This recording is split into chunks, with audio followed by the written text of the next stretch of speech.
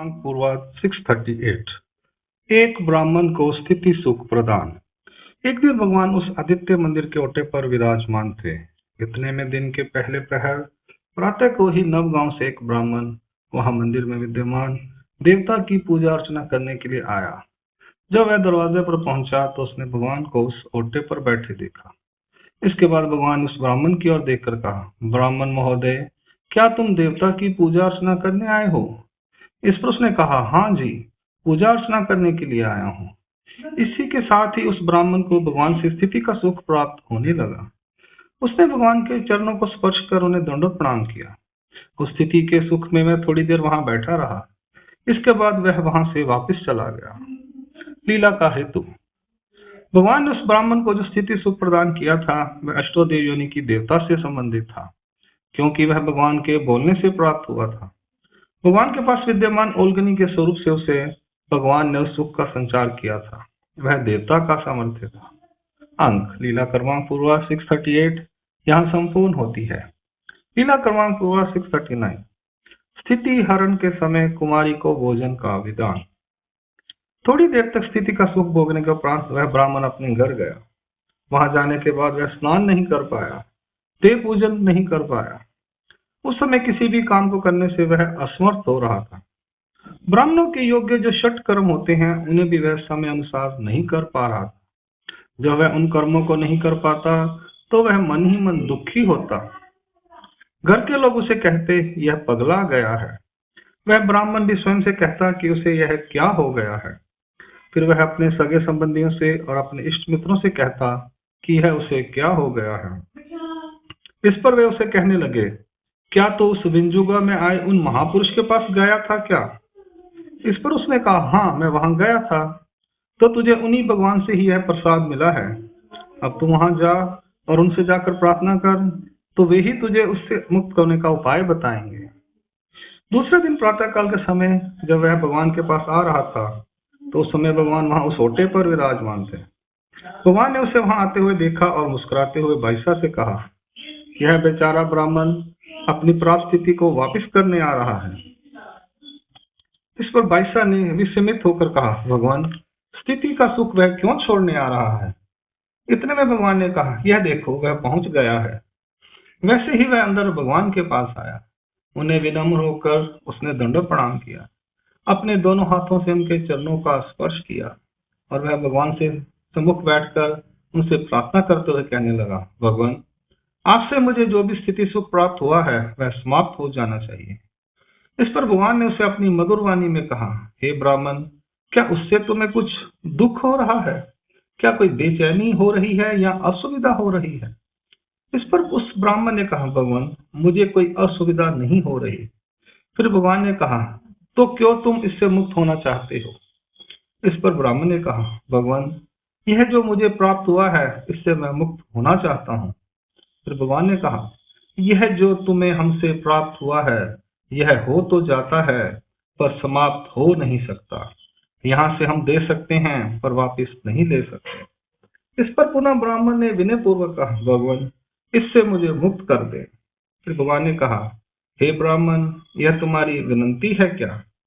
इस पर ब्राह्मण ने कहा, भगवान, इससे तो मुझे सुख ही होता है। इसके विपरीत दुख तो कुछ नहीं होता, पर मेरे षट कर्म संभव नहीं हो पाते, इसलिए आप इसे समाप्त कर दें, यह मेरी आपसे प्रार्थना है। फिर भगवान ने कहा, हे ब्राह्मण, तुम 5 कन्याओं को भोजन खिलाओ तो हम इससे तुम्हें मुक्त कर देंगे, अथवा इस उपाय से यह अपने आप समाप्त हो जाएगा। इसके बाद उस ब्राह्मण ने वैसा ही विधान संपन्न किया तो उससे वह स्थिति समाप्त हो गई। लीला का हेतु। भगवान ने उस ब्राह्मण से 5 कुमारियों को अन्न खिलाकर उसके एक और तो अधिकार की वृद्धि की। दूसरी और कुमारियों को इसलिए खिलवाया कि वे विकार विकल्प दोष से रहित होती हैं। इससे खिलाने वाले का अधिकार बढ़ता है। इसके अतिरिक्त यदि वह किसी ज्ञानी अर्थात परमेश्वर मार्ग के व्यक्ति को खिलाता है तो उसे आने वाले जीवन में परमेश्वर ज्ञान प्राप्त होगा। यदि वह ज्ञानी वैराग्य प्रदान हो तो उससे ज्ञान के साथ वैराग्य भी प्राप्त होगा। यह भगवान ने उसे साधन का अधिकार प्रदान करने वाली लीला की है। अंक लीला क्रमांक 639 यहाँ संपूर्ण होती है। लीला क्रमांक पूर्वा 640। भगवान के सानिध्य में सांप का देह त्याग और स्त्रियों को आश्चर्य। एक दिन प्रातः काल के समय भगवान उस स्वनिर्मित ओटे पर विराजमान थे। उनके सम्मुख सभी भक्तिजन हाथ जोड़कर बैठे हुए थे। इतने में भगवान ने देखा कि एक सांप उनकी ओर बढ़ता हुआ आ रहा है। उन्होंने उस समय सभी भक्तिजनों से कहा कि वे वहां से एक तरफ हो जाएं। उनके दर्शन के लिए एक प्राणी उनके पास आ रहा है। ऐसा कहते ही सभी भक्तिजन एक तरफ हो गए। उसके बाद वह सांप सीधा भगवान के पास आया। उसने वहां 2-3 बार अपने फन को ऊपर नीचे करके भगवान को नमस्कार किया। फिर उसने सारे शरीर को गोलाकार करके अपने प्राणों को त्याग दिया। उसके बाद भगवान ने भक्तिजनों से कहा, इसे लाठी से उठाकर बाहर ले जाओ, यह अब मर गया है। इस पर भक्तिजनों ने संदेह प्रकट करते हुए कहा, भगवान, यह वैसे ही सिमट कर बैठ गया है, इसे यदि हम पकड़ेंगे तो हमें डस लेगा जी। इस पर दयालु भगवान ने कहा, काटने वाली वस्तु आत्मा इसमें से निकल गई है, अब यह कुछ नहीं कहेगा, इसके जड़ शरीर को बाहर ले जाओ। इसके बाद भक्तिजन उसके मृत शरीर को लाठी से उठाकर बाहर ले गए और उसे खेत की बाड़ पर डाल दिया। जब सांप अंदर जा रहा था तो उतने में 2 ब्राह्मण स्त्रियां वहां देवता के दर्शन के लिए आई थी। उन्होंने उसे अंदर जाते देखा था। फिर बाद में उन्होंने उसी सांप को कांटों की बाड़ पर पड़ा हुआ देखा। फिर वे आपस में कहने लगी, यह बात सच है कि यह आंखों का छलावा है या कोई जादू है। इस पर दूसरी ने कहा, यह बात सत्य है, यदि दूसरे दिन भी वह वहीं होगा तो पता चल जाएगा। उसके बाद वे दोनों दूसरे दिन देवता के दर्शनार्थ वहां आई तो उन्होंने उस सांप को उसी स्थिति में पड़ा हुआ देखा। तब उन्होंने यह कहा, ना तो छलावा है और ना ही यह जादू है, अपितु यह सत्य है। इसके बाद जब वे अंदर आई तो भगवान ने दोनों को संबोधित करते हुए कहा, माता, यह छलावा है या जादू है? इस बात को सुनकर उन्हें बड़ा आश्चर्य हुआ।